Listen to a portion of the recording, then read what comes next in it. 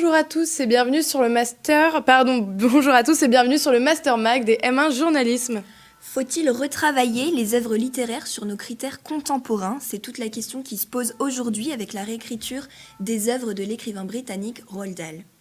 Ce dimanche, à la Citadelle de Lille, beaucoup de personnes se sont réunies pour partager un événement sportif. Et ce week-end également, le salon Mer et Vigne a eu lieu à Marc-en-Barœul, réunissant de nombreux producteurs de vin, l'occasion pour eux de présenter leur cuvée aux visiteurs présents. Ça fait plusieurs semaines qu'on en parle, le nouveau film d'Astérix et Obélix n'aurait pas connu le succès tant attendu par le réalisateur. Mais avant tout ça, allons à la rencontre de Yana, une jeune étudiante ukrainienne à Lille, que nos reporters Marie Baranger et Pauline Reversé sont allés rencontrer à l'occasion des 1 an de la guerre en Ukraine. Ça fait tout juste 1 an que la Russie a envahi l'Ukraine. Un triste anniversaire et près de 8 millions de réfugiés à travers l'Europe. Yana est étudiante ukrainienne à Lille. Elle n'a pas le statut de réfugiée, puisque ça fait plus d'1 an et demi qu'elle vit en France. Cette guerre l'affecte tout autant que ses concitoyens ukrainiens.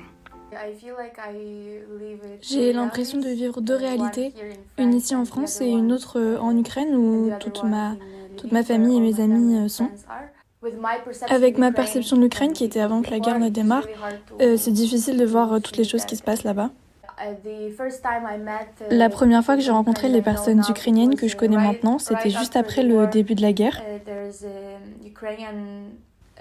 Il y a un magasin ukrainien à Lille et il y a eu des rendez-vous bénévoles où les gens se réunissaient pour remplir des sacs d'affaires et de vêtements qu'ils pouvaient envoyer ensuite à l'Ukraine.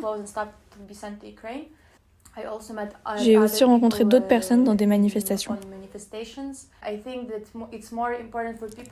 Je pense que c'est plus important pour les personnes qui sont arrivées ici après que la guerre ait commencé. J'étais déjà ici avant et j'avais déjà des amis. Bien sûr, ils ne peuvent pas comprendre ce que je traverse et je ne leur demande pas de le faire. Mais ils essayent de comprendre et ils m'écoutent, donc je ne me sens pas seule. Je pense qu'il est important d'avoir cette communauté pour ceux qui sont arrivés après, pour qu'ils sachent qu'ils ne sont pas seuls et qu'il y a d'autres personnes dans la même situation qu'eux. Alors que la guerre continue de ravager son pays et que Yana doit s'investir tant dans ses études que dans son travail étudiant, elle a trouvé un échappatoire dans la musique, où elle compose, chante, joue du piano. Mes parents sont musiciens et je suis allée dans une école de musique. Je chante et je joue de différents instruments. J'ai commencé à écrire mes propres musiques et à composer il y a 5 ans. Depuis, ça a toujours été quelque chose qui me permettait de m'évader et de mettre mes pensées sur pause pour ressentir les choses avec les notes et non avec des mots. Quand la guerre a commencé, j'ai arrêté de faire de la musique pendant un moment parce que je ne comprenais pas comment je pouvais faire quelque chose que j'aimais alors qu'une tragédie était en train de se produire. Mais 2 ou 3 mois après, j'ai recommencé à faire de la musique parce que c'était la seule chose qui me calmait et calmait mon anxiété.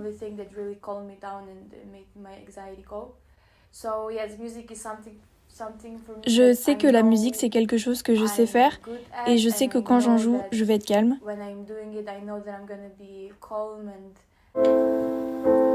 Давай виключим світло і будемо мовчати про те, що не можна словами сказати, не можна писати, неможливо зіграти, а тільки мовчати, тихенько мовчати. Давай мовчати про те, що дівчата не вміють спитати, не можуть спати. Je voulais juste vous remercier et vous demander de continuer à faire ce que vous faites, de continuer à soutenir l'Ukraine parce que nous en avons besoin. Et comme le dit Yana justement, il est nécessaire dans ces temps difficiles, alors que les Russes ont quasiment encerclé Bakhmout, de continuer cet élan de solidarité envers le peuple ukrainien. Merci beaucoup pour ce reportage. Marie Baranger, vous êtes avec nous, vous êtes allée à la rencontre de Yana. Alors, en fait, quelle est la différence pour elle entre un statut de réfugié ou non ? Qu'est-ce que ça change pour elle de ne pas l'avoir ? Alors bonjour, comme elle est arrivée en France avant la guerre, elle était là en Erasmus et elle a continué aujourd'hui d'étudier en France pour son master. En fait, comme elle a elle n'est pas venue en tant que réfugiée, elle n'a pas ce statut-là, ce qui fait qu'elle n'a pas forcément des accès aux aides financières que l'État français donne aux réfugiés ukrainiens. Alors elle peut avoir des accès aux bourses pour ses études, mais ça la limite en tout cas dans tout ce qu'elle pourrait recevoir d'aide, notamment au niveau de la sécurité sociale, de la prise en charge de ses études par exemple. Et c'est pour ça que elle enchaîne les études qui lui demandent beaucoup de temps, puis elle étudie en français, hein, donc c'est aussi compliqué quand le français c'est pas sa langue maternelle, et puis aussi d'avoir un travail à côté étudiant pour pouvoir gagner de l'argent, puisque sa famille est toujours, elle vit en Ukraine. Ok, d'accord. Alors vous nous avez montré qu'elle avait un talent certain. Est-ce que elle produit des musiques qu'on peut écouter? Oui, alors la musique, c'est une grande partie de sa vie. Elle a notamment participé à The Voice Kids en Ukraine il y a quelques années. Et comme elle l'a dit dans l'interview que ses parents étaient musiciens, elle la pousse beaucoup dans ce chemin-là. Et elle a déjà produit plusieurs musiques qui sont disponibles sur toutes les plateformes de streaming. Et là, elle sort bientôt une nouvelle musique qu'elle a composée et produite elle-même, qui seront donc courant mars. Merci beaucoup, Marie. Merci à vous de m'avoir reçue. Tout de suite, un reportage sur l'événement sportif qu'a connu ce dimanche la Citadelle. Un reportage de Margot Glamosic et Alix Santoskevich.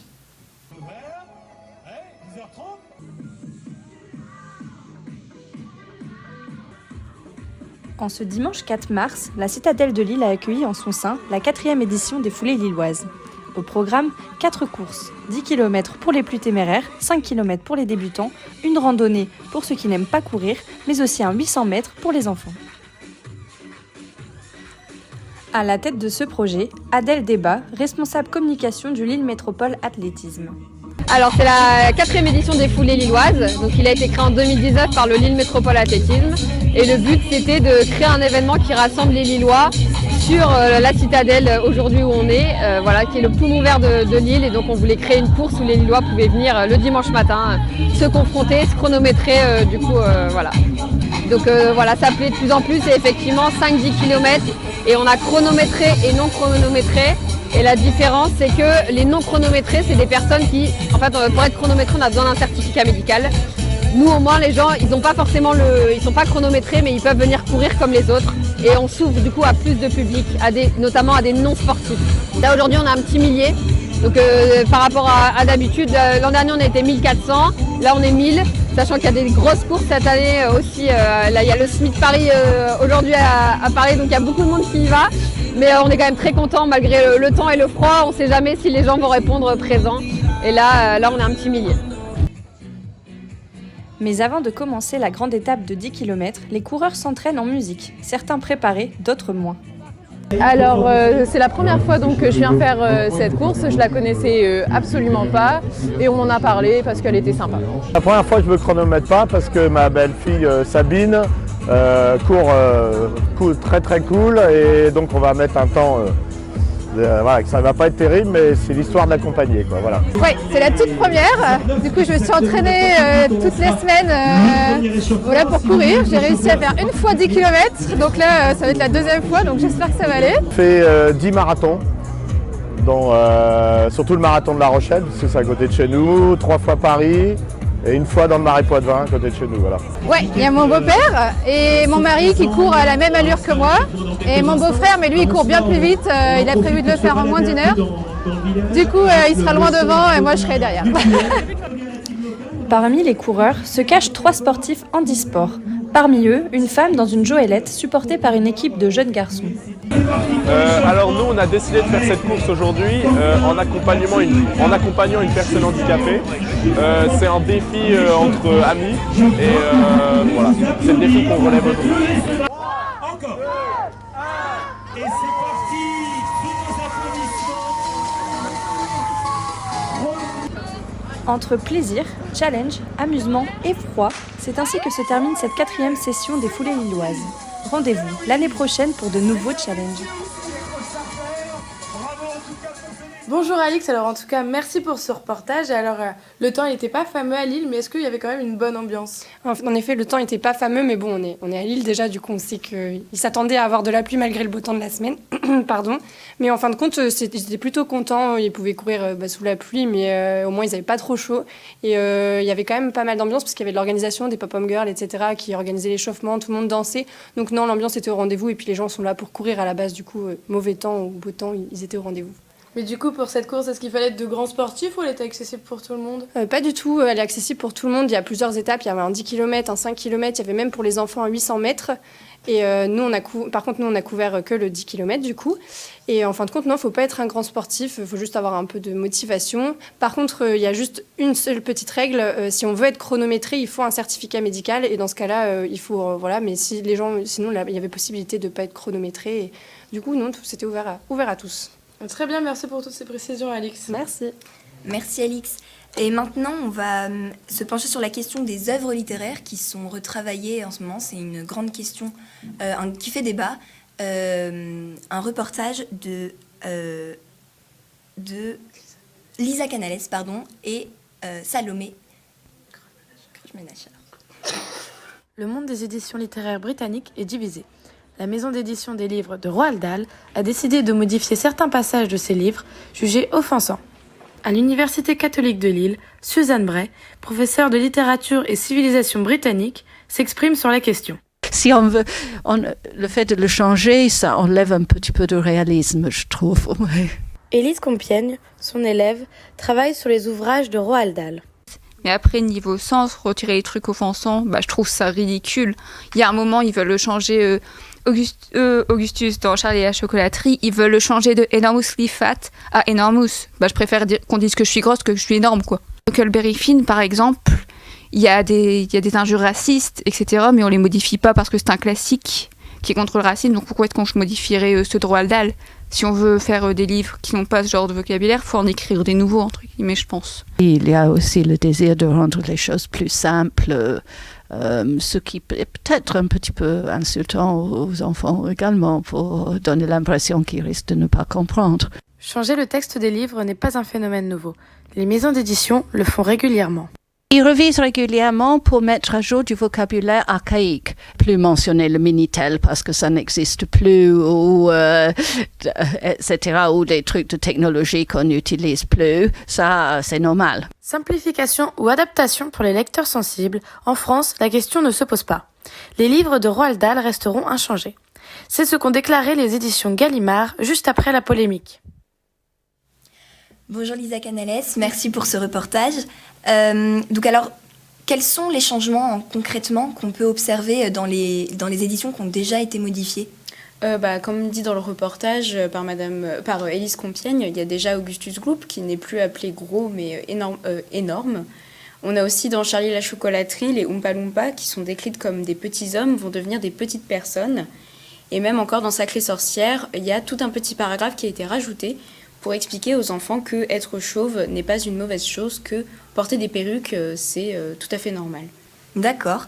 Et alors, c'est un phénomène qui est de plus en plus en vigueur, notamment avec l'apparition de ce qu'on appelle les sensitive readers. Est-ce que vous pouvez nous en dire plus? Oui, c'est ça. En fait, les maisons d'édition, pas toutes, font appel à ce qu'on appelle des sensitive readers. Donc, en fait, c'est des personnes qui sont engagées à relire les textes et à les modifier pour que ce soit plus en accord, que ce soit moins offensant pour les minorités ou les communautés ethniques.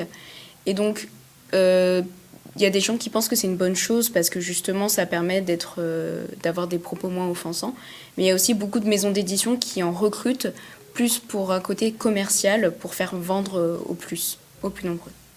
Merci beaucoup, voilà. Lisa Canales. Merci à vous. Et maintenant, c'est les salons des vignes. Oui. Nous accueillons Chérine Boifassa pour son reportage sur le salon du vin qui a eu lieu ce week-end à Lille. Ce week-end, à l'hippodrome de Marc-en-Barœul, c'est le salon Mer et Vignes qui s'est installé. Artisans, producteurs, éleveurs et vignerons se retrouvent pour partager un moment de convivialité avec les nordistes. Je suis ici depuis 13 ans. C'est pour faire connaître les vins de Cheverny, faire connaître mon exploitation et la passion du vin. Nous sommes une exploitation de la 4e génération.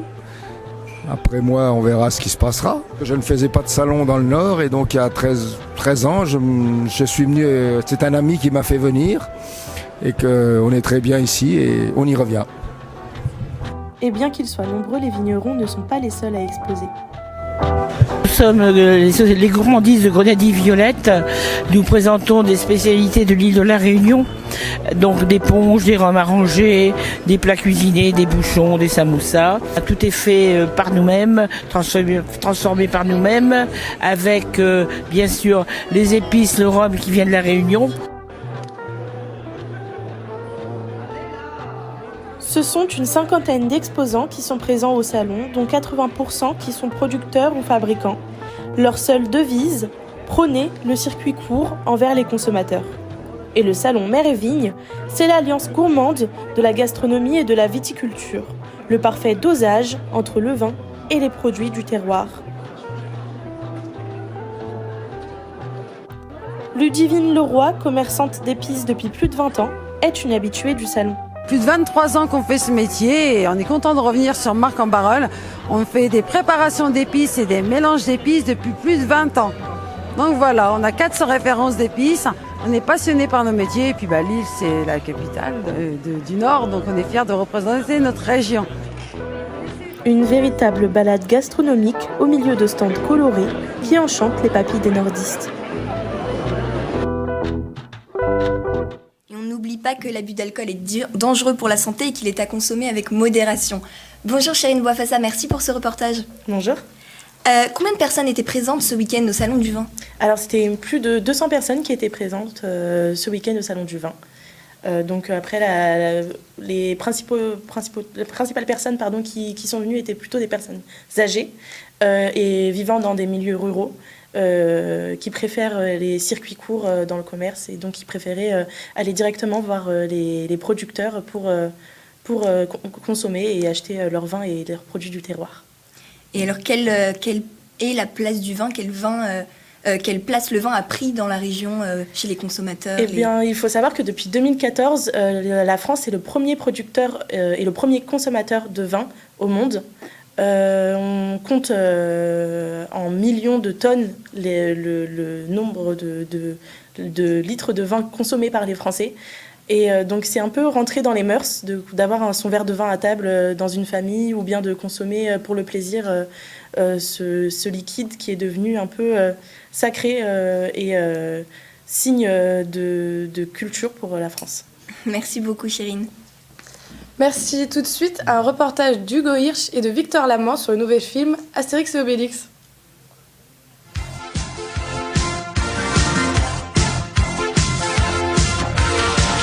Astérix est là,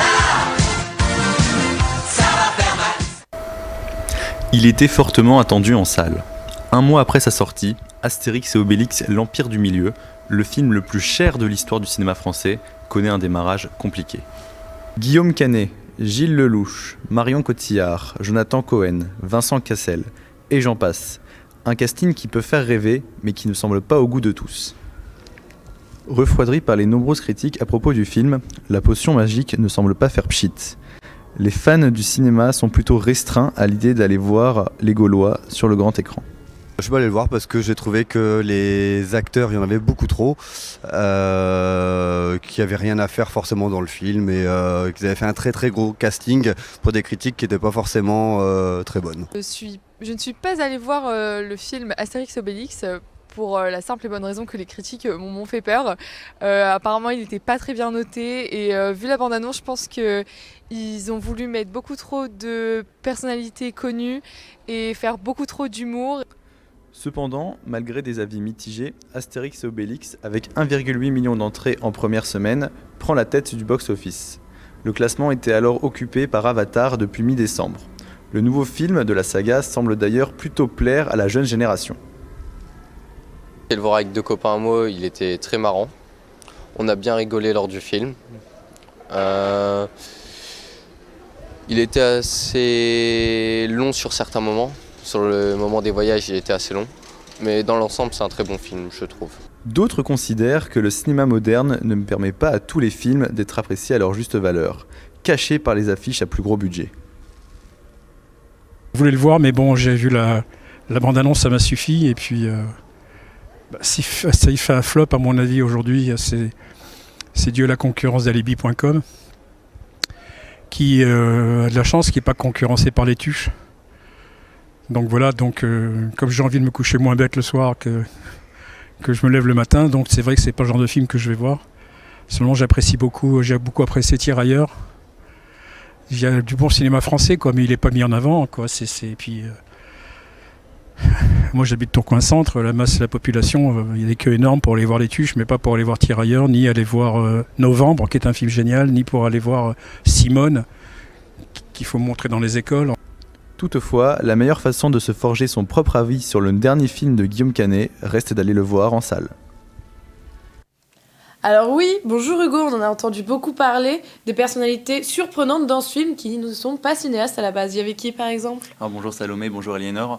Alors comme je vous l'ai présenté dans ce reportage avec Victor, il y a eu un grand casting avec Gilles Lelouch, Vincent Cassel, plein d'autres acteurs très connus, mais aussi des personnalités un peu moins, on va dire dans le monde du cinéma, comme Angèle, Zlatan Ibrahimovic, McFly. Alors ça a posé quelques problèmes à certaines personnes qui sont allées voir le film parce que c'était un peu beaucoup de célébrités pour pas grand chose, des personnes qui passent 5-10 secondes à l'écran juste pour, on va dire, l'image et faire bonne impression. Mais aussi le plus surprenant, d'autres choses aussi surprenantes, c'est que on a connu beaucoup de films d'Astérix et Obélix, mais qui sont tirés de BD. Et là, il n'y a aucune bande dessinée à l'origine de ce film. Alors c'est la première fois que ça arrive. C'est donc le réalisateur Guillaume Canet qui a réalisé lui-même en fait le scénario en voulant un peu révolutionner soi-disant le monde du cinéma.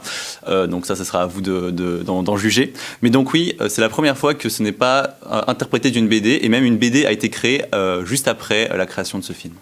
Très bien, merci pour tout ça. Merci à vous. On vous remercie les auditeurs et les téléspectateurs, même plutôt pour ce reportage, pour ce journal télévisé, Et on remercie nos chroniqueurs également. Merci, au revoir.